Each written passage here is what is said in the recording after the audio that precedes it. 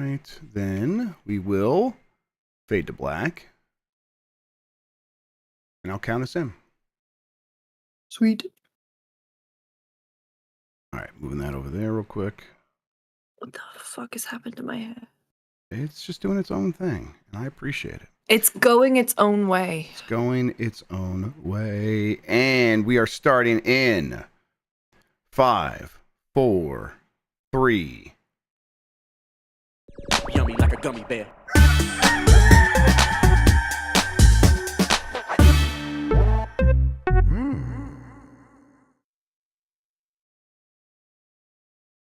It's the internet. You're busy. Let's do this for October 23rd, 2024 for the next hour or so. Let me help you sort through the world of gaming on Game Mess Mornings Live with me, Jeff Grubb.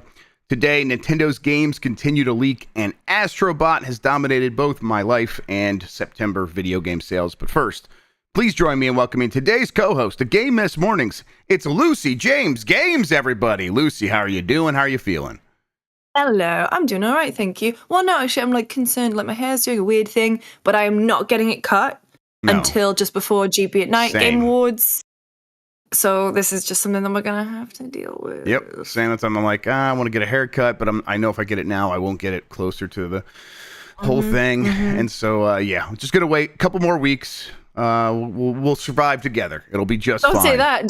Don't say a couple weeks, because we have so much planning to do. Say 6 weeks, 5 weeks. How long is it? It's like 5. Really, we have 5 weeks. There's definitely some things in there that are gonna derail things. So Thanksgiving. Yeah, Thanksgiving. I go to Disney for a whole week. I'm gonna be gone for a whole week the week before Thanksgiving. So yeah, we'll get some stuff done. Well, we've got this. It's fine. We'll do it. We got this. It'll be fine. All right. Let's see. Yeah, a couple weeks. Lucy, you got Blake Club again today. How are you feeling about that? I actually had a really lovely time just with you guys. Yeah, it's nice. Huh? It is nice. I have forgotten, I don't know, just how bad that game feels. Uh-huh. I think I had a little dream about it last night. I fell asleep on the couch at 9:30. So, a lot of time for dreaming.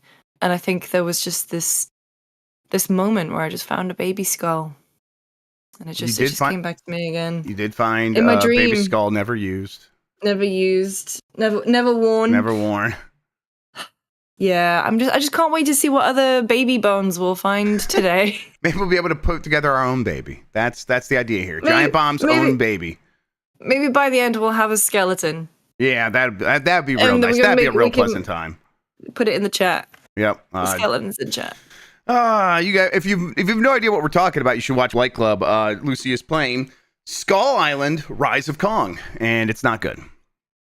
It's not a good video game. It's rough stuff, but also it's very confusing, how to place yourself on the timeline of the game, because I think the way it works is there's 5 different unlock skill trees, and I think once you pick one, I think you're locked into that one for your entire playthrough, because otherwise this game seems like it should be 50 hours long, and by all accounts it's not. 4. It's 4 to 6. So okay. Yeah. Yeah. Also, my favorite part was when the camera just locked in a top down, and then I couldn't control. Yeah, it also does its own thing. It's just it's going its own way. It's going its own way. All right. Kong going its own way. Yeah, his own way. I'm excited about Kong. that. It'll be a good time. I'm gonna be playing some spooky games after this show today. And then I'm glad that I didn't get sick. All the kids have been getting sick, and but one bounced back real fast. The other one's in the process of bouncing back. So I think we're gonna get through this, and it's gonna get it out of the way now, and then hopefully be okay for Disney and Thanksgiving and all that stuff. That's what I'm looking for. No, I got super sick in London, and I have forgotten what that's like, and it was not fun. Yep, it's rough. Very miserable. All right, let's explain what we do here most weekdays. I, Jeff Grubb, will help piece your gaming life back together. That includes breaking news and maybe even some of our own original reporting. For all these topics, I'll get the input of a bona fide expert who will make me look smart. If you are watching live on Twitch, welcome. You can always listen to the show later on podcast feeds by searching for Game Mess Mornings, or find the RSS on giantbomb.com. You could also catch the show later with chapters and timestamps on YouTube. Hello, YouTube. All right, we have a lot to get into, so let's start the morning mess with September 2024 U.S. video game market results from Circana. This is from Matt Piscatella, who works at Circana. He writes on Bluesky, September 2024 U.S. video game market highlights from Circana. Projected U.S. total spending on video game hardware, content, and accessories fell by 6% during September 2024 when compared to a year ago. The decline was driven by a 44% drop in hardware spending and a 3% dip in content spending. He's got all the numbers there for everybody, but down 6% video game sales. Or that's the total. 3% for people buying video games. There's been up and down all year. That's kind of in line with like what this year's been doing. Although it's been maybe a little bit more resilient than people are expecting. He does have like the year to date total, and it's flat. Like video game sales in total are flat, while hardware sales still down 30% compared to all of the year to date last year. He writes 2024 year to date spending, as I was just saying, was flat when compared to the same period in 2023. Mobile content spending for the year to date period ending September was $1.7 billion higher than a year ago, while console content spending has fallen by 0.8 billion. So $800 million. Consoles just continue to be in a weird spot. We'll talk about like how hardware is doing and all that, but just on its face, it seems like people aren't buying a lot of consoles right now. I continue to chalk that up, Lucy, to people sort of ran out and got consoles during the pandemic faster than they may have otherwise, and we're kind of like still in the the elastic banding process of it. Everyone like contracted to go buy that, and now a lot of that money has already been spent, so people aren't continuing to rush out to buy new consoles. And maybe PS5 Pro will actually make a difference here. Maybe. I mean, I don't know. At that price point, that's going to be a very select group of consumers who will go for it. I feel. Yeah, I think you're probably right. Lockdown had us all indoors. What better thing to do than just play video games and, I don't know, watch Tiger King? I'm trying to think back to my early lockdown experience. I played Yakuza 0. Yeah. I think it's just also surprising that it's down. It's not really surprising that it's down this much. Like, there's also been such a strange year for game releases. Big things like Assassin's Creed getting pushed. I mean, obviously there's COD coming out this week. Maybe that'll turn the tide, especially because they're bundling it in on Game Pass. But then at the same time, if everyone already has a console who wants a console, maybe not. Yep. Yeah. It's tough to sort of change the sentiment of people who are like, I've decided I either have the thing I want and I'm happy and I'm going to continue playing the games I've been playing, which is, definitely part of this story is a lot of people bought their consoles and they're using it to play Fortnite and Call of Duty Warzone, things they already have access to. And it's like, okay, well, that behavior is tough to reroute. Meanwhile, more people as they come into gaming, seems like it's still the phone. It's still mobile gaming. That's not necessarily an exciting space in terms of big new mobile releases are making the difference. It's just those same games of, Brawl Stars. In this report, Brawl Stars apparently was up 64% year over year or month over month, something like that. Brawl Stars. I think Am I out of touch? No, it's the kids who are wrong. It's definitely the kids who are wrong. What the hell is that? What is that? It's from Clash of Clans and Clash Royale. Yes, and they put SpongeBob in it. They put SpongeBob in Brawl Stars, and that's why it was up 64%. That little tot will be in anything. Yes, he will. He is, definitely promiscuous including when it comes to... Wicked. Yeah, really? Wait, what? Out. Well, as in, like, the guy who played him on stage Tom Kenny. No. The guy... Ethan Slater, he was SpongeBob in the musical. Oh.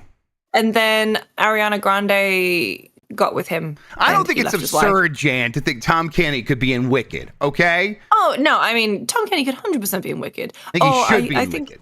I think he should be in Wicked, because that movie looks like...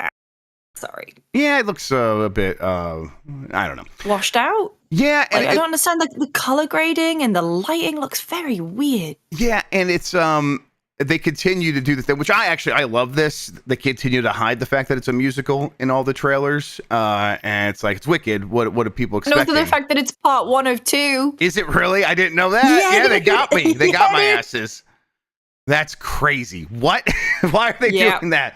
Okay. Yeah. They have to hide those things because people hate both those things, apparently. Or at least they won't go see like a part 1, and they won't go see a musical if they know it's a musical. Yeah. Jan is all caps saying all the good songs are in Act 1. Act 2 sucks, which I have heard from all of my musical theater friends too. So well, there you go. And you don't even need a part 2. For the month of September, we have the charted sales here. EA Sports Football Club 25 was number 1. This is in the United States. Most of this will include physical and digital. It'll be noted where it doesn't. Astrobot was number 2, exclusive to PS5. Number 2, though, right behind EA Sports FC. Ahead of Madden, which is in its second month, I believe, of sales. And it's also ahead of The Legend of Zelda Echoes of Wisdom, which does only include physical sales. So that's probably right up there near Astrobot. But I think it's a really good showing from Astrobot.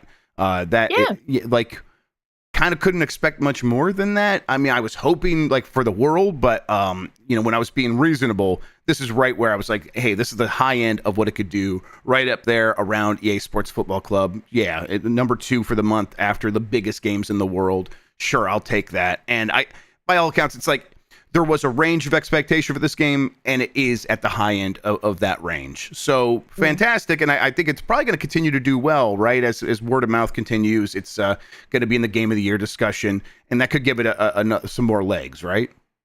I really hope so. I have a weird question, but consider it in the framing of Astrobot. How are your wrists doing with all the speed running? So my wrists are doing all right. There was a blister forming on my thumb, kind of laid off a little bit to help that out. There was definitely some knuckle pain, probably some, I'll just say it, arthritis. I think that was happening a little bit. I dealt with that. I did some stretching and some strength exercises when I was about to go to sleep the other night, kind of just really like, what the trick is for that is you lay on your bed and you imagine instead of you are laying on your bed that the bed is pushing up against you, and then you let that sort of work your way through your body until it's like your hands are pushing against one another. It's a whole thing, but it worked really well, and now I'm feeling pretty good. Now I'm not feeling great that I'm behind Jesse Fatelli in terms of my time. I was going to ask who's in the lead. Jesse just beat me yesterday. I was ahead of everybody until that point. We are not far off from like being among the top 10. Like we're like right behind that crew in the world. Wow. And my kids got sick, so I didn't have time to play last night or this morning. And I'm getting worried because the new level comes out tomorrow. And once that happens, it's going to be hard to justify going back to this level. So I got about a day to put some time into this this level before it might be lost forever, or at least until all the levels are out, which is a month away. And then, like we were talking about, we're going to be busy. I'm going to be traveling. We're going to Dan's for Extra Life and stuff like that. So there'll be a weekend coming up pretty soon where I won't be able to do any of that time, but. Still been fun. It's been, and it does feel like Astrobot is getting quite a bit of shine from this moment right now, where it is becoming a speedrun darling. And so I think it's hitting this moment really well. I think it'll be. There's a good chance it's going to be nominated for the Keeleys, and we saw games like It Takes Two like really take advantage of that, right? That one game of the year, obviously that made a huge difference. That game sold like something like 20 million copies or something. It's crazy. So I'm hoping Astrobot can have a similar story, although not multi-platform, so I don't know if it's ever going to be able to sell 20 million copies. As far as Echoes of Wisdom, I think that's pretty good. Did it come out late in the month? I feel like it came out pretty late in the month, but that's a pretty good showing still for a 2D Zelda. I think it was sold faster than Link's Awakening, which that game went on to sell like 5, 6, 7 million copies, somewhere in that range. So that's pretty good as well. Other new games on the chart, NBA 2K25. This is physical only, is at number 7. I suppose, Legend of Zelda Echoes of Wisdom exclusive doing better than, physical only doing better than NBA 2K25 physical only. That, I guess that does show that Zelda did pretty well. Then NHL 25 was at number 9. A lot of familiar faces between that and Marvel vs. Capcom Fighting Collection, Arcade Classics at number 16. And then number 18, physical only, Space Marine 2 Warhammer 40K. That's at number 18. So yeah, a lot of new games on the chart. And despite all these new games, though, nothing could really overcome last September, still down 3% year over year. And yeah, it's going to be a tough comparison. Last year, I think people were just going crazy on Baldur's Gate 3 and so many other games. Yeah, there was just a ton. Like Tears of the Kingdom sold 20 million copies in a couple of months or something like that. So it was always going to be a tough comparison to last year. They do. Matt does have the best-selling games of the year to date so far. The only new game to break onto that chart was EA Sports FC 25. That went to number 10 immediately in its first month. Number one still EA Sports College Football 25. Probably going to be number one even after Call of Duty. There's a real strong chance that game just continues to crush. Helldivers 2 at number 2, and last year's Modern Warfare 3 at number 3. And again, that's only sales for this year. Suicide Squad being at 16 is pretty wild. Yeah, right. I just looked at that 18, sorry. Still in the top 20. I mean, they clearly spent enough money on it that they wanted to be much higher. They were expecting that game to be in the top 5, but it's not something that like no one bought, right? Yeah. Apparently Astrobot also was it's not on this top 20. It's number 25 for the year, according to Matt. He mentioned that somewhere. Yay. All right. September video game hardware spending fell 44%. This continues from Matt Piscatella. When compared to a year ago, that's to $251 million. This is the lowest monthly hardware spend total for a September month since 2019, when it was $242 million. Xbox Series hardware spending dropped 54% year over year. PS5 was down 45% year over year, and Switch was down 23% year over year. They all had sharp declines. Year to date, hardware spending is now 30% lower than a year ago at $2.5 billion. So it's not like, one of these consoles is dragging down the rest. Everybody's down. And while PlayStation 5 was the best selling console, Xbox was number 2, and Switch was number 3. Switch is showing the least amount of decline, obviously, because it probably was already on a decline yet last year. I mean, again, going back to hardware, I think it's going to be harder and harder for Microsoft, PlayStation, and even Nintendo to a certain extent coming off of the Switch to convince consumers that spending hundreds of dollars on dedicated gaming hardware is worth it in a world where phones are so powerful and also expensive, and where people have done that. They did that, right? They're like, oh, I got a console. I got the Switch. I got the PlayStation 5. Convincing them to be like, to upgrade, to do this dance again, and then to say, and guess what you're going to play on there? Fortnite. It's just going to be tough for them to make that argument going forward, right? Yeah. I mean, that's the thing where there's you've got a console in your pocket basically, and they are doing so much to help break that barrier to entry to make it seem like it's like you can open up the App Store. The thing is, I don't understand. Maybe it's word of mouth. I open up the App Store and I just see a pit of despair. Yes, like agreed. Even Apple Arcade, which was supposed to be Apple's solution to all of the crap that gets put on the App Store, like all those Match 3 games. Opening up Apple Arcade recently, it is just Match 3 game bullshit. Yep. And I'm like, I don't want to go through that. Agreed. Do not want to look at any of that. Like, it's just not compelling to me. However, I guess Kids on the Playground and Hello Kitty Island, you're right, Jan, I'm sorry. Hello Kitty Island and Patent and Balatro. Yes, like there are bright spots, right? And there are bright spots, but I don't understand. Everything else. Like they have ads at the top of everything, so it's just like I don't know. A lot. It's kind of the same issue you're having with a lot of the console games that are just like sticking around, where it's like the big hitters stay big because they spend, and then they get pushed to the top of the App Store. They get pushed into everyone's recommendations, and it's not really a fun ecosystem for discovery anymore. Yes, it definitely isn't. It's which is why, I hope that console and PC gaming can continue to thrive and grow and bring in new people.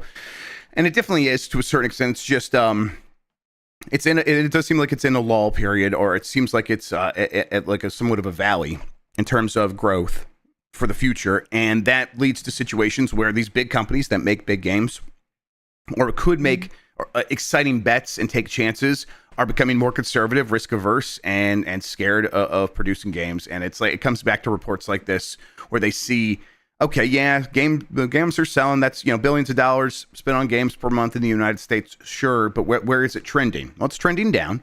And okay, well, maybe it's going to bounce back up. Well, people aren't buying hardware. People are buying less hardware this year than they were last year. So that means, kind of, if you think about it, there will be, it's shrinking in terms of the potential for a future audience. It's not like there's going to be a ton of new people there to buy your games the next time if you spend $200 million now to build a game that comes out in 5 years, it feels like the line is going down. So by the time that's ready, you might be selling to the same cynical gamers that have been screaming about games all year. And is that worth it? And I think a lot of these companies right now are thinking no. Of course, we have the factors where these things could change. Switch 2 comes out next year.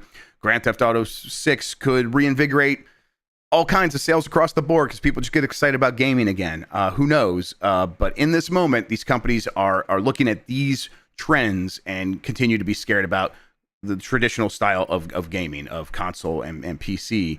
I don't know if they also don't think they're going to turn to mobile and be able to crack that market. That's already locked down by those same companies we keep talking about. But yeah, this explains a lot of what's happening in terms of the decisions being made at these companies, right? Yep. It's wild. I mean, I don't know. Everything is such a hellscape at the moment. Line must go up, Jeff. Yep. I want to take us out of this sad conversation because Octo? Octo, yeah. I think I say Octo, but I don't know.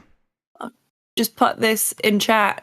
And, Clair, Obscur, terrible first half of the name, but Expedition 33. Yeah. They've released a new trailer. Oh, yeah? I've just dropped it in there. All right. And it's for the French voice cast. And it's called the Baguette trailer. Oh, my God. Incredible. And the unlockable character outfits are fucking incredible. Now, does Ben Starr do the French voice Does as he well? put on a French accent? I don't know. I bet he speaks French. I'm almost certain he does. He does. I'm going to message him. Yeah. Are you in French game? Claire... Well, I know he's in French game, but does he speak French in French game? Oh yeah, this game is also just from France, right? Oh my God, these French outfits. Oh yeah. Oh, there we go, everybody.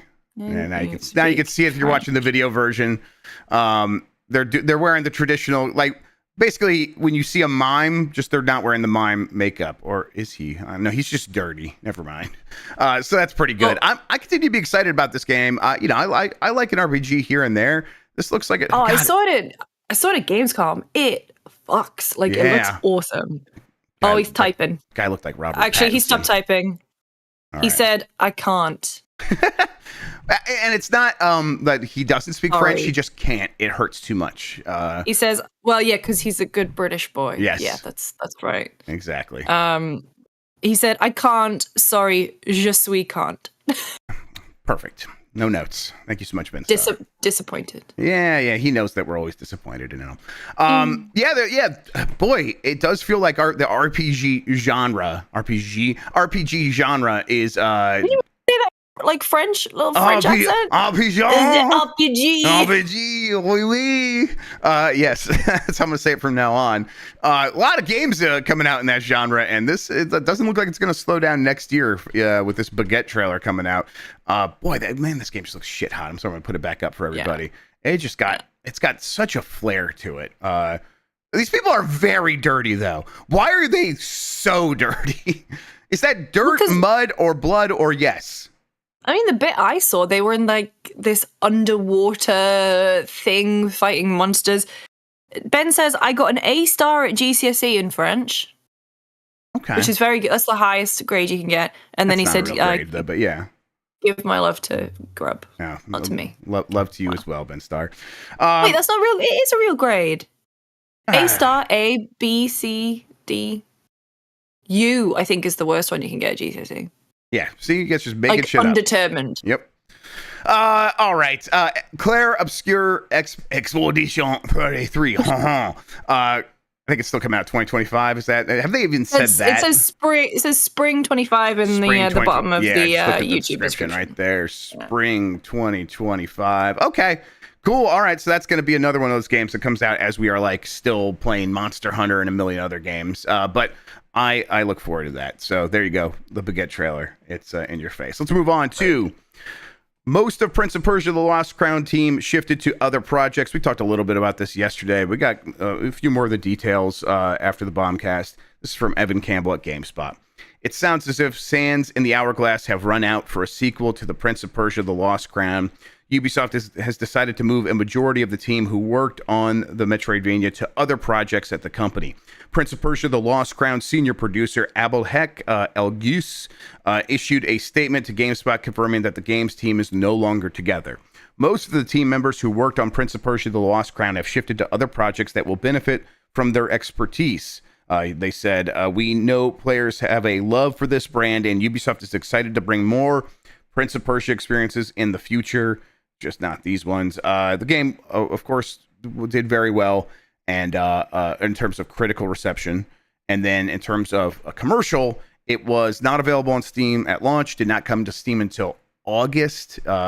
So it launched in January. It was just so they'll be missing a huge chunk of potential audience for a very long time.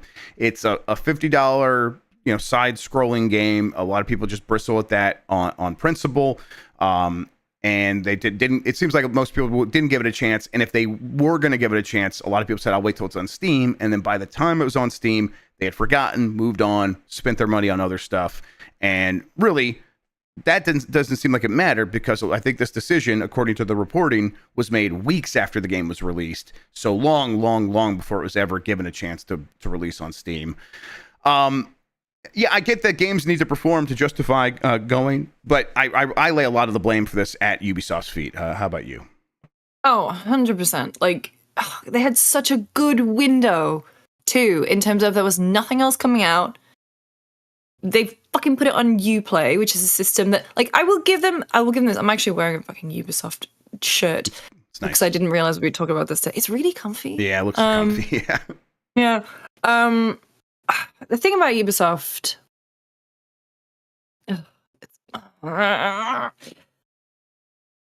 they homogenized the way that they make games. Like, so many of their games of the past 10 years have just slowly drawn towards this same formula, and every Ubisoft game feels like a Ubisoft game, and that can be a blessing and a curse.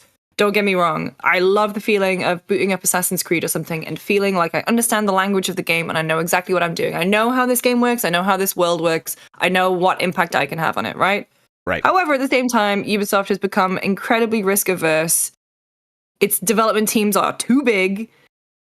Like, there is no need to have that many studios working on shit around the world for that long. Skull and Bones, I'm looking at you. Right. And then they used to have, like, 10 years ago, they had this really great incubation, like, team, or, like, I guess it was a label within within Ubisoft. Like, that's where Child of Light, Valiant Hearts, even Rayman Origins, like that, those kind of things, those kind of games came out from these smaller projects that were by and by really, really good. And then Ubisoft was like, well, they're not moving the needle enough. We're going to put everyone back on Assassin's Creed. And Lost Crown was this glimmer of hope that Ubisoft had realized that they needed more innovation, they needed more interesting titles, they needed more things to do with the incredible licenses and IP that they have, and then they fuck it by putting it on a system that no one has. Like, no one wants under the storefront. No. Why didn't you just put it on Steam? Yes, you get a bigger rev share, but whatever. Anyway, it's really, really frustrating because this game was so good, and there was so many, like, I can easily see an Assassin's Creed in this vein, you know? Yes. Easily see other franchises that they own could be given to other teams to do interesting things with, and it kills me that no, like, what are they getting put on? They're getting put on I can't read. Oh, I think I saw it in a tweet, but it's just like, hey, there's gonna be like a Rayman thing, and there's gonna be this thing and this thing. Oh yeah. Like, apparently, like, this might result in a Rayman, but to me that sounds like something you say to soften the blow. Be like, well, this gets us a Rayman, and it's like, I'll believe that when I see it.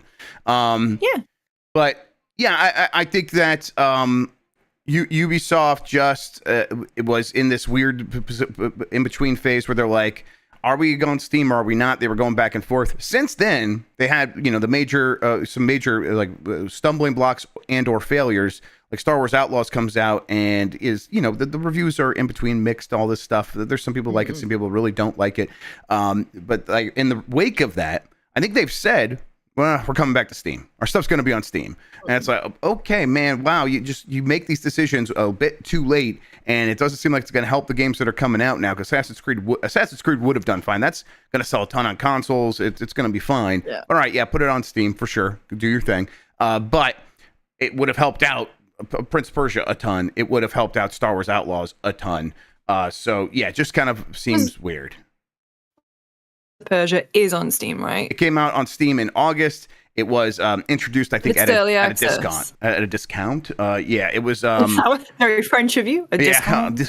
Yeah, the Prince of Persia, the Rogue Prince. That one's early access, and the weird thing. This one was just like kind of stumbled onto Steam eventually. Yeah. Ubisoft seems hopeless to me. That's really what it is. It seems hopeless in terms of the people running that company knowing how to make the most out of the work that their teams are doing, and the teams are mostly doing pretty good work when they are given the chance to stretch their legs. I know that people are sick of the Ubisoft style game, and there's kind of not much to be done about that until they break through to some new formula. But as it stands right now, that they're going to have to just kind of continue doing their best work in the confines within which they work. But yeah, and then when they put their game out, the Ubisoft corporate structure is going to screw it up once again, it seems like. So yeah, I feel bad for everyone who's doing hard work over there. All right, let's take a quick break. When we come back, Batman Arkham Shadow reviews are in. Mario and Luigi Brothership has leaked. A whole bunch more right after this. My cats were fighting. Don't fight kitties. Don't be a bully, Peanut. Peanut, stop being a bully. And we're back as well. Let's talk about Batman Arkham Shadow, which is that new VR Batman game. Which, I think I've heard people before it came out be like, that one seems like it's going to be pretty good. So, Camouflage is making it. They make good VR games.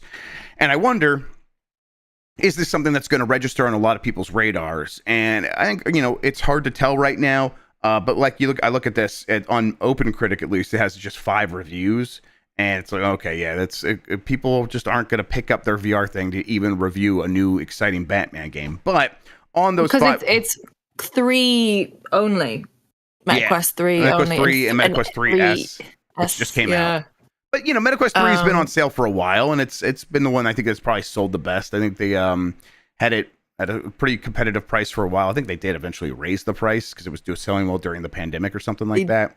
But yeah, definitely. But yeah, 5 reviews, including Dan Stapleton at IGN, who gave it an 8 and wrote, Batman Arkham Shadow makes most of the Arkham series' defining gameplay work respectably well in VR, and its mystery story pays off. Graham Russell at Circanna gave it an 8. While it may not have the immersive mechanics to be a great VR introduction, Batman Arkham Shadow is fun to play and faithful to its Arkham predecessors. And yeah, picking off enemies one by one feels great. David Burdett at Gaming Trend gave it a 90 and said, Batman Arkham Shadow is the latest must-buy VR title and does its namesake justice. Being Batman is something you dream of, and Camouflage has done great work in putting you under the cowl. Where some teams would simply offer a short VR experience, the team has crafted a game rich in depth between combat, exploration, and story. So yeah, sounds like they've done just about as well as they could with what they were working with here. I played it at Gamescom. Yeah. And it rocked. However, I get really bad motion sickness, and I want to play it at home. Right. Because, being at a convention, you can't just sit and, you've got an hour-long appointment. You can't just sit and go, well, I need to specifically fine-tune every single thing to my needs and, So I didn't get to play too much of it. What I did play, the combat was awesome. A guy, the counter thing would come up and you would just, punch him off screen. You can, throw a batarang. You can swoosh the cape to stun them. That was the bit where I was like, that's fun. Shit. Oh, shit. All right. That's good. Yeah, like Super Mario World. Okay, I like that. Yeah. Or the Batman games. Or the Batman games, of course. Yes. It's basically the same thing. Yeah, I'm gonna try to play this. I think I requested the code. They haven't gotten back to me, so we'll see what happens there. But I would like to play this, and if we do, I don't listen. I'm probably not gonna get in the Batman outfit, everybody. But maybe we'll do a Verodeo. Maybe we'll get some VR games together and play. We most of us have either Quest 3s or some other form of playing, and we can. A lot of these games now are cross-platform, so maybe we can make that happen. I got a 3. And I'm gonna say this publicly. I don't think anything has been fumbled harder than the release cadence for Beat Saber packs. Yeah. You could have had a new Guitar Hero. I understand that licensing costs money, but it is mad to me that Beat Saber came out all of those years ago, and we have not had Britney Spears until this moment. Really? That is a failure. They had Gaga, but right. Billie Eilish? No, I don't want to be fucking playing Billie Eilish songs. Yeah, okay, fine. Linkin Park, I'll do it. But no, I want Britney. I want the greats. I want Madonna. You need Britney, bitch. I'm not talking to you. I'm talking to you. I do. Oh, no. Anyway, that's just in terms of, I know the mod scene is very good. Right. But no, in terms of actual release cadence and in terms of them wanting to make money, why have they not? Anyway. Yep, definitely. You know what? I'm in the mood to get back in the Meta Quest 3. I've not used it in a few months. Yeah, a few months, and I was having a good time with it for a while. Excuse me, something in my throat. All right. Someone just sent me this. I'm going to read it blind. It's the Dragon Age, the Veilguard, ESRB rating summary. All right? Let's go ahead and read this together. This is a role-playing game in which players assume the role of a warrior, Rook, trying to defeat corrupt ancient gods from destroy the worlds of Thetis. That's how it reads. It's Thetis. Oh, Thetis. Okay. Trying to. Do you know what it stands for? The DOS. No, the Dragon Age setting. That's what that stands for. Oh my God. I'm not joking. I know you're not. That's incredible. The world that Dragon Age is set in is just called the Dragon Age setting, Thetis. Incredible. So trying to defeat corrupt ancient gods from destroy the worlds of the Dragon Age setting. Players explore environments, interact with characters, perform quests, and battle enemies in melee, ranged, and magical combat. Characters use swords, arrows, energy burst, and elemental attacks to defeat various enemies. Combat is highlighted by cries of pains, explosions, and blood splatter effects. Cutscenes also depict instances of violence and blood. Characters impaled on swords, shriveled corpses amid bloodstained torture devices. Some scenes depict corpses lying in pools / large splatters of blood. One boss takes place in a large room full of blood. The game contains some sexual material, characters kissing, moaning, and straddling each other. Characters caressing each other while in their underwear. Dialogue referencing sex, for example. Think about us having sex. Are you trying to have sex with me? Characters are sometimes depicted topless for prolonged periods of time. Example, character customization, and or during love scenes. The word fuck appears in the game. And that's the end of the rating summary. That sounds like a video game to me. Yeah. Sounds like a good time. This game is, God, when is this game out? Like next week? On Halloween. Yeah, okay. So about 8 days from now. All right. And I just saw... Oh yeah, the Monster Hunter Wilds open beta will also be Halloween. Oh my God, really? All right, well... Cancel all your plans. Sorry, kids, we're not going trick-or-treating this year.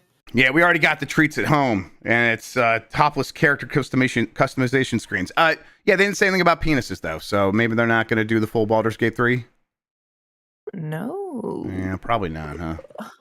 All right, back to your regularly scheduled news here. Mario and Luigi Brothership has reportedly leaked online. Now, I got in trouble because multiple times yesterday I called it Mother and Luigi. Mother and Luigi? Yeah, because I try to read, everything happens at once in my brain when I'm reading. And so Mario and Luigi Brothership. Mothership. Mothership, exactly. And it becomes Mothership, and then that creaks its way over and replaces Mario. I'll try. I can explain myself all I want. All people are going to hear. Paging Dr. Freud. Exactly. Yes. Et cetera. Mother and Luigi has reportedly leaked online from Liam Doolin at Nintendo Life. Throughout the Switch generation, first-party titles have often leaked online ahead of their official launch. Now, following the reveal of the game's credits earlier this week, Mario and Luigi Brothership has supposedly leaked online. According to multiple reports, at least one person got access to an early copy of the title and has uploaded the ROM to the internet. Brothership isn't scheduled to arrive until the 7th, so quite some time away. This happens over and over again. I think it continues to explain Nintendo's behavior recently with cracking down on copy protection in all various kinds of ways, suing just about everybody they can that has violated anything. And I think it also like sets the ground for what the Switch 2 is going to be in terms of it'll probably have very fierce copyright protection. And they like a lot of the reason that they are launching that console is to sort of just reset the clock on piracy.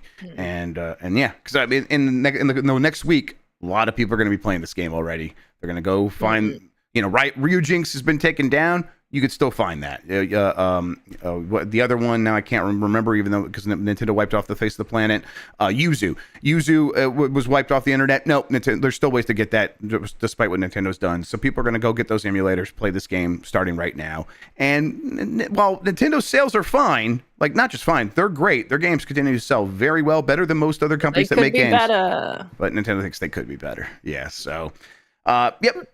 Was Yuzu the one that was in the Steam Deck advert? Yes, it was. That's right. What a great gaming Valve. Moment that was. Someone at Valve just using their Steam Deck to play Switch games, and yep, there it was. God, that was funny. That was good. All right, Bungie creative team moves to PlayStation. This is from Sophie McAvoy at GamesIndustry.biz. Bungie's Creative Studios team has moved to PlayStation Studios to support its live service games. Former senior creative director of Bungie Bungie Creative, Bridget O'Neill shared the news on LinkedIn, writing that the team will build the foundation for a creative team within PlayStation. O'Neill has announced she would be taking on the role of senior director of creative at PlayStation Studios. Here's a quote from her. This opportunity to share our experience working on Bungie titles with other studios that are building live service games is so exciting, she wrote. Live service is hard and comes with a unique set of challenges. So with PlayStation and Bungie working together, we will be able to give a huge jumpstart on development for new games as they enter the competitive market. In July, Bungie laid off 220 developers, which amounted to 17% of its overall headcount. An additional 155 roles went from Bungie over to Sony Interactive Entertainment. Seems like the bulk of that is going to be this creative solutions team that is responsible for making sure that the live service is all live servicey. It feels like this was always part of maybe the thinking of like how Bungie can help Sony, and now they are just working on all those Sony Interactive Entertainment PlayStation games like first, and the Bungie stuff is not even secondary. It's like not a concern anymore. That's Bungie now. How do you read all this? God, it's like watching the slow, sad demise of Bungie right before our eyes. Yes. It sucks, dude. Yeah, I don't know. I think PlayStation certainly need help in their live service push, if the last couple of years have been anything to go by. But also, is there anything less exciting than the phrase creative solutions? Yeah. Yeah, I don't know. With PlayStation and Bungie working together, we're able to help with. Yeah, okay. I mean, I guess it's nice that they have a dedicated core team. However, I feel like there's also the flip side of that, where it's like, oh, if you have a dedicated core team, and does that mean that other studios like have to follow what they say? Like, is there going to be any space left for things like other innovation? And what if Bungie nixes the idea, right? And then it's just like, oh well, they said we can't do it, so we can't do it. Yeah, that's definitely something we've seen before as well, where Bungie went into a bunch of the live service games that were in the works and sort of did give reasons why maybe something like Factions from Naughty Dog shouldn't even get released, and now it's not getting released. I think the idea might be with this, they're going to integrate into these live service teams earlier so they don't get to that point, so they know the best practices. Hopefully. But I think that the idea that and understand, even as Bungie, the best practices for making a live service game has kind of proven untrue a lot, over and over again, where it's like, we think we know what we're doing. We're going to make this new expansion. Guess what? We screwed up in a new and surprising way. We did something that annoyed our fans in a new and surprising way that we could not have anticipated. And it just seems like you have to make this stuff, screw up, and then fix it. And that's live service games, at least on the console and PC side. I think maybe the scale is smaller on mobile, and maybe the mobile gamer wants things that are, more rote, more predictable. So it's easy just to give them the match 3 game they want. But when you're trying to make a big, complicated game that has a lot of moving parts on console, and you try to keep very particular gamers happy, and then also trying to surprise and delight them, I think it's like you're just gonna keep making new mistakes. And I guess you can go in there as the Bungie team that's been through this stuff. Now it's Sony Interactive Entertainment, and say, here's the stuff we have learned. Here's the stuff we know doesn't work. But I mean, I think people could like look over it at Destiny and copy a lot of that stuff without needing that. And no one's really been able to do that because it's just so hard to make these games. It feels like people need to fail on their own to figure it out. But I don't know. I don't blame Sony for trying to avoid that. It would save them a lot of money if they could just get these things out in a better situation the first time, so they can get to the microtransactions rather than here's the free update to fix all the stuff we screwed up, right? It's almost as if getting in on the ground floor with goodwill instead of earning trust back would probably be easier. I think that's the whole business case for this. And at the very least, 155 jobs saved. Because otherwise, if they weren't doing this, what would they be doing? So, at the very least, I'm glad that Sony sees a need for these people, and I hope that it results and in sees better value games. in those people. That's, yes. I think one of the big things that's like, layoffs get reported, and you are losing all of that institutionalized knowledge and people who have been at their craft for so long, and they get booted because of mistakes made by people by not them, basically. And so I am really glad that and one of the big things that I've heard from people who have been laid off is that they just feel so unvalued.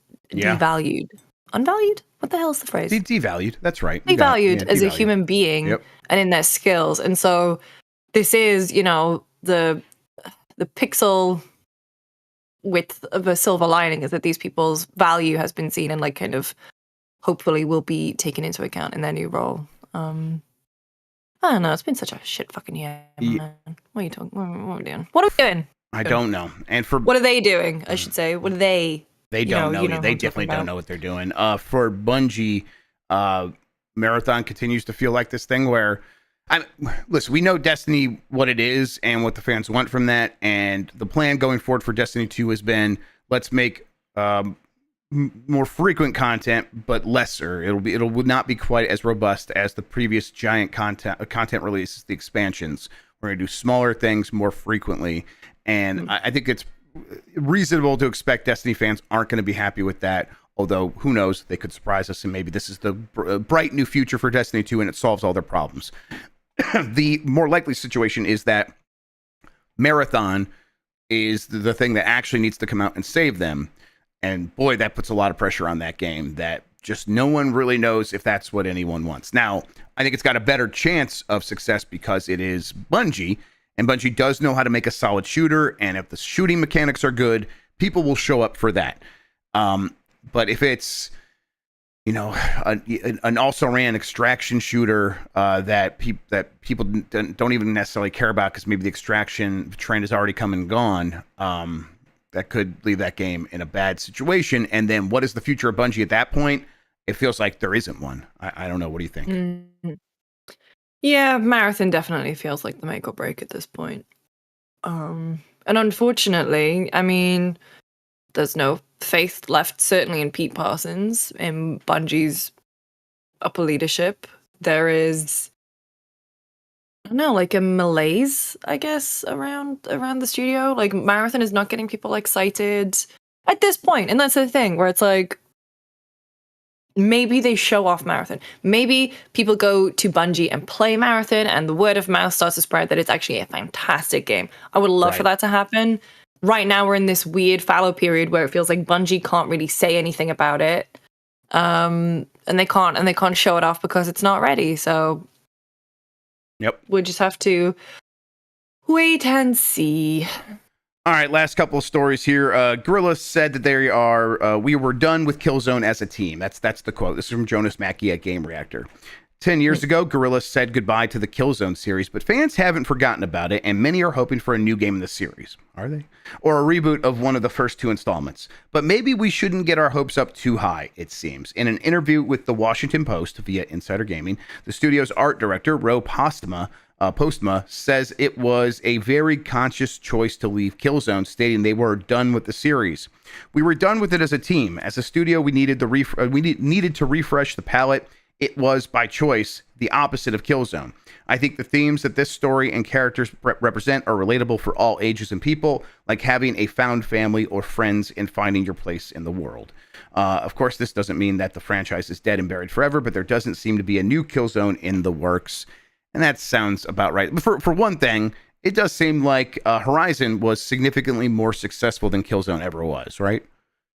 Yeah, I mean, now instead of a new Killzone, we're getting 5 different Horizon projects or whatever. We are definitely getting a lot of Horizon. How long before they get sick of Horizon, right? If they got sick of Killzone. I'm saying nothing. No, I just... Her look said she's already sick of it, so yeah. No, it's like, it's indicative of the way that the publisher, like big publishers work. It's like, oh my god, this one thing worked, let's double down and just absolutely milk it to death. It's so frustrating. It's so frustrating. Yep. Anyway, and also Horizon is a game that I don't get it. Yeah, I don't get it. Anything. Like it's a beautiful game, but it doesn't make me feel anything. And I think that is it. And not to say that Killzone made me feel deep emotions. I think I played like one Killzone years ago, but like neither of us are saying Killzone's the answer. No way. Yes. I agree with that. If I'm me, I don't want you to go back to Killzone instead of Horizon. Make another Horizon. At the very least, they're pretty looking. I mean, Killzone was pretty, whatever. But I don't think Killzone's the answer. Did you watch the pickle draft this morning? I put it in the Slack. The video, the cartoon of you playing Skull Island, Rise of Kong. No, not yet. When you get a chance. I need you to realize that I wake up like... Right. No, I know. That's what I knew you did. I wake up like 20 minutes before. I check that we're still on. And then I just like run around, get ready, make a coffee. So it's I haven't very even early looked at for my you. I get it. Yes. No, it's not that. I'm a tired bitch. Yeah, no, I get that too. But when you get a chance, watch it. There is I will watch it right after there is the bit in there where you do the impression of Aloy, and that's very good. Oh no! I was happy about that. Oh, is it my pack is full? Yeah, my I should pick that up. Oh, my pack is full. My pack is full. Oh, I should pick that up. Oh, my pack is full. It's very good. Black Ops 6 is make or break for the Game Pass strategy. This is an opinion piece over at gamesindustry.biz from Rob Fahey. Go read it, everybody. But I was just wondering if I get your take, because I'm like, I don't know if it is, but not because I think Game Pass continues to be the future. I think they've accepted Game Pass for what it is, and now they are actively in pursuit of the next big strategy to grow, and it's not Game Pass. I think they've already settled on that. I think if we're talking about make or break, I think Game Pass is already not like broken, but it's been broken in, and it is what it is, and they will accept it being, I think Phil Spencer said a year ago, maybe more than that, it's 15% of our business now. We expect it to be 15% of our business going forward, and that's that. And I believe them now, and I think it's like, whether Call of Duty helps Game Pass or not, it's not about that. It's about growing sales in other directions. Does that sound right to you? I mean, yeah, I think at this point you are a fool if you only have one dedicated like revenue source, and so diversifying. Yeah. I think Game Pass, it was always it's the best deal in gaming, and I think for a consumer that is still certainly the case. Developers definitely getting. Oh, Lucy, we've lost you. You know what? Lucy, hang on. I'm going to do something real quick. I'm going to change the thing real quick. On it. Let's go here. US West. We lost you. Hang on. You're back for me. Yes, you're back for me now, but I'm going to change the region. There we go. It was set to US East. I think this will be better. I meant to do this earlier, but it's hard to do when I'm talking. And I don't want to do it in the middle when you're talking because it will stop you from talking. But yes, you were saying that like the Call of Duty is... Yeah, go ahead. Yeah. I mean, I still think there will be a sizable bump for Game Pass I agree. with the release of Black Ops. Yeah. I think if there isn't, that should be alarm bells. I'm interested to hear if like what their internal targets are for that. The thing is as well that I do wonder, I think we as #gamers are kind of like, I don't know, it feels like we're being advertised something that we already know about. Do you think Xbox is doing enough to reach a new audience who literally have no idea what Game Pass is. Like, there'll be a trailer and it just says play it day one with Game Pass, and then you're like, well, what the hell is Game Pass? Yeah. Like, and I'm saying this purely because my aunt and uncles are getting into gaming, and they like one of my uncles plays a lot of games, but they have to ask me what everything is. Like, I had to walk them through how to set up PSN or something, right? And it's like, oh my God, I realized, like, for you, this is a new thing. Like, they don't understand what this is at all. I tried to explain the concept of Game Pass to them, and they just had no idea. I think, and it's like, I wonder, I don't know. We're just surrounded by the damn thing all the time. Yeah, I think it's part of this thing that like the last mile problem I've talked about on the show before, where someone could decide they want to play games, and then you could put a bunch of options in front of them and be like, look, Game Pass is the best deal. But like getting them from deciding to play games to that point is, okay, am I going to spend at least $300 on a console? And if I'm going to do that, okay, maybe I should get the $500 one. That's a lot of cash right there. That's a major hurdle. And then after that, then you could subscribe to this thing. Now, there's the alternative, right? Well, okay, what if I just get Game Pass for xCloud? And that's an option, right? That's how they were going to solve this. But that doesn't like get rid of all the problems. Okay, do they have a controller? Do they know how to connect a controller over Bluetooth to their television so that they could stream it to the Xbox Cloud app on their, like, these are problems that just aren't easily remedied. There's no just like plug and play imagine trying to explain this over a video call from to aunts and uncles out there. Yes, no way. And oh my God! I think what happened is that Xbox did what they could in terms of presenting the solutions that they could control, and none of it was compelling enough to get the people over those humps, to get them over those frustrations and those frictions. And so I think, like you talked about alarm bells going off if Call of Duty doesn't grow Game Pass, I don't think those alarms are even set anymore. I think they know exactly what Game Pass is to them now, and it's going to be one option among many, and it's no longer like, I bet the next time we hear about the bonus structure, where for a long time the bonus structure for like Phil Spencer and I think even Satya Nadella was tied to growth of Game Pass. I don't think their bonus structure is tied to that anymore. And going forward, It's like, man, no, okay, we did, that was the Game Pass experiment. It succeeded to this degree, and so our expectations will now be in line with that, where previously they were sky high for it. And it's like, no, we got the 30 million. Those are the gamers that are in our ecosystem that are willing to make that leap. Growing beyond that audience has turned out to be basically impossible. We're going to slowly trickle in more people, and it's going to be the people who are buying consoles, and then a handful of people on PC who get Game Pass through Windows. Although that's going to be a significantly smaller audience because Steam is just so dominant there. So they could do other things like, hey, let's put Game Pass into Steam. But I don't think they care enough to do that anymore. I think they spent $69 billion on Activision, and since then it feels like Game Pass is like, man, we make a lot of money just selling Call of Duty, right? And we make a lot of money just from Candy Crush Saga, right? Like money that eclipses Game Pass. Well, let's just do what Activision was doing and make more Call of Duty. So I think that's. Did you read Schreier's book? I just ordered it. Actually, it's on the way. I haven't read it yet. There's a very key point about how when Bobby took over in Activision, he surrounded himself, his C-suite, with people from like Pepsi and stuff, right? Yeah. Procter and Gamble. Procter and Gamble, yeah. And one of the C's, CTO, CFO, whatever, was basically like, well, why can't you make games just like how we make products? Yeah. Yep. Depressing. It's like great book, some incredible little tidbits, but there are some moments that are just so profoundly depressing with how C-suites see the creation and publishing of video games. Man. So I mean, like Procter and Gamble, like they have all those, like, here's the Lady Razor. We'll get the lady version of GTA. Let's do that. That'll be fun. Yeah, the box will be pink. To appeal to the women. All right. With their tiny little, and we'll make them a new controller for their tiny delicate hands. Perfect. There it is. Just do that. The more money in the bank. Last a little just TSA here. I think mostly because I have it in Fantasy Critics, so I noticed it. PSA. The PSA. Metal Slug Tactics November release date and physical release revealed. This is from Amon at My Nintendo News. Metal Slug Tactics will be ready to rumble come Tuesday, November 5th. Publisher .emu revealed the release date and the inclusion of 3 additional characters through a trailer that can be seen now online. I was wondering if this game would make it this year. It was like this. It's Skate Story I have in Fantasy Critic, and I'm like, I should go out and reach out to these companies so I can get it on the record that they're not coming out this year. Because then if it's not coming out this year, I can drop them and get a different game. But it looks like I won't have to do that for Metal Slug Tactics, and I'm feeling pretty hopeful for this one.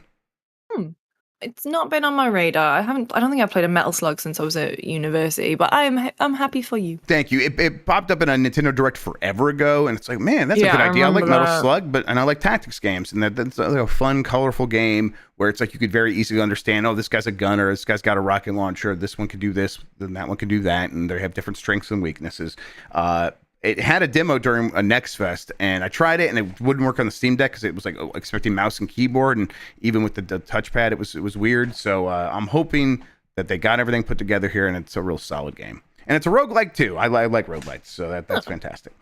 Okay, that does it for the news headlines. I do have a poll question. Wilmot game comes out in less than an hour. Oh shit! Yeah, I played Wilmot's Warehouse. They said this is the 3rd game in the Wilmot cinematic universe. It out. It's basically like you just do puzzles. I played the demo at Gamescom and it rocked. And it's out. I like just doing puzzles. Today makes me feel smart. I need that. Okay. It's literally like jigsaw puzzles. Ooh, okay, that's fun too. Yeah, it was really fun. Anyway, that's coming out. Thank you so much. Who put that in? Was it Ogto? It was. All right. Thank you. I appreciate it. Poll question from yesterday or earlier this week, whatever. Do you feel the need for a Steam Deck 2? See, 26% said, I never felt the need for a Steam Deck 1. 20% said, yes, I do feel the need for a Steam Deck 2. And 53%, more than half of all respondents, said, no, I don't feel the need for a Steam Deck 2. So, I think I voted no. I am happy with my Steam Deck for the moment. I am happy that they're waiting until AMD has a real next-gen processor to put in this thing. And then at that point, I'm very excited to see what they do. Although I'm kind of like, give me more battery life. That would be the best thing. Like, yeah, some better performance here or there, but more battery life. That's really what I want. Yeah. So, yep, we're probably a year or two away from them talking about a Steam Deck 2. You're into the handheld PCs as well, right? You like them? I'm using my Roger Ally. Yeah, the Roger Ally. Actually, Are you using the X? No, I think I have the original one. So they're putting SteamOS onto it. Mm-hmm. But it's more a repetitive strain injury thing. Is that the Steam Deck, unfortunately for me, is just very cumbersome for a long amount of time. Also, it's much heavier, and so heavier for sure, if I'm on a flight, I don't want to be like this the whole time. I want to be kind of being able to do that. So ROG Ally, I was playing a lot of Metaphor on it when I was on my most recent trip, and it was a good time. Yep, got mine. Although the battery's worse on it. Oh, it's much battery's worse on it. The battery's terrible, yes. But the Roger LX was a little bit better, apparently. Mike and Dan both got one, and they've been playing stuff on there. I know Mike prefers the Roger Ally as well, and so he was happy with the X that did have a better battery. Although it's one of those ones that I think if you are mostly still playing at home, that's when you plug in and it's just kind of play on the couch, all comfy and cozy. That's a good way to use that thing. I'm finishing up right now, kiddo. All right. We got a new poll question coming in a second. Before we get to that, though, Lucy James, why don't you tell people where they could find you on the internet, what you have going on, all that good stuff. Oh, you can find me in about 3 hours. Yeah, that sounds right. 3 hours for Blight Club. Blight Club. Yeah, PT. I will be suiting up once again and going back to where was it? Skull Island. Rise of Kong. Shit. Baby Skull Island. Baby Skull Island. That's where we're going. Back to Baby Skull Island. In the meantime, Lucy James games everywhere. The thing is that like I'm on Twitter. Does anyone know of a script or something that if I just post something, it goes to Twitter, Blue Sky, and Threads. Because I'm sorry, I'm not copy pasting and doing all that bullshit. There's probably not one that includes Twitter because they're $40,000 a month API bullshit. So but yeah. Threads and you could probably get Threads. I don't know. I keep forgetting that I have Blue Sky. I'm big on Threads. I enjoy threading. I tried Threads for a while, and I don't think I like the people on Threads. It's like, so that's the thing. Where it's like it's people who followed me on Instagram, so I already know that they'll. Ooh, Bungus, thank you very much. Yeah, the people that follow the people on Instagram have a certain lack of humor that is driving me crazy on Threads, and so I'm like, the Blue Sky people are all like pretty, like these are the early Twitter people. This is fine. That's the thing where it's like I don't go on the tab, the For You tab on Threads because it's all engagement bait bullshit. Yeah. However, it's just like a lot of people that I already follow on Instagram. Yeah, it's the replies. I'll post. Okay, to be fair, and always be clothing's right. I only post my worst jokes on Threads, and so the replies to that are always lacking for the most part. Unless I know you, unless we're mutuals, and then that's fine. But Blue Sky's been nice. I was like, I had given up on Blue Sky. Now everyone's trying it again, so I'm like, I'll give that another shot. And now I'm trying to default to that. It's never like an active thing, me checking Twitter. It's a compulsion. It's where my brain goes when it has like exhaust fumes it needs to send off. Like, I don't want to think about these things anymore, so I'll just put them on Twitter and let other people deal with it. And I'm trying to like put Blue Sky into that position. It's difficult to break habits. Yeah, I need to remember to do that. All right. New poll question. Did you play Prince of Persia: The Lost Crown? Yes or no? You will be judged for your answer. We'll discuss that on Game S Mornings here on Giant Bomb tomorrow. Speaking of Giant Bomb, tomorrow, GMM back again. Jan should be on the show. Should be a good one. Look out for that. As Lucy mentioned, we have Blight Club today. I will do a Ghost and Grublins here in a little bit. Try to start here pretty soon. The kiddo needs some help with some stuff though, so probably like maybe 12:30, maybe 1 p.m. Eastern time. We'll see. But I'll try to start as soon as I can so we can get a good amount of games in there before I have a meeting. And then what else is happening? Tomorrow, like I said, Game S Mornings, we'll have Voicemail Dump Truck. We'll have a Connectivity Compadres. We're going to play Echo Point Nova, so look out for that. It's going to be a fun week. And then, of course, the Astro Invitational returns on Friday for UPF.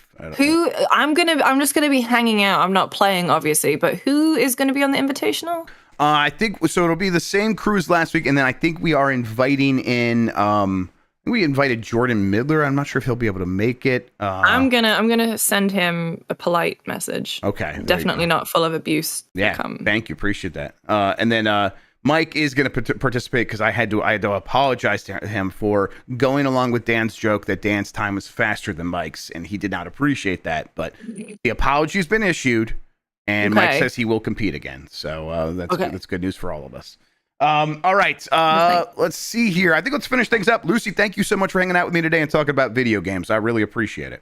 Of course. Thanks for having me. Absolutely. Well, hopefully we can do it again next week. Thank you, everybody, for listening and watching. You're the best audience in gaming. Until next time, have a good one. Take care of yourself, and goodbye.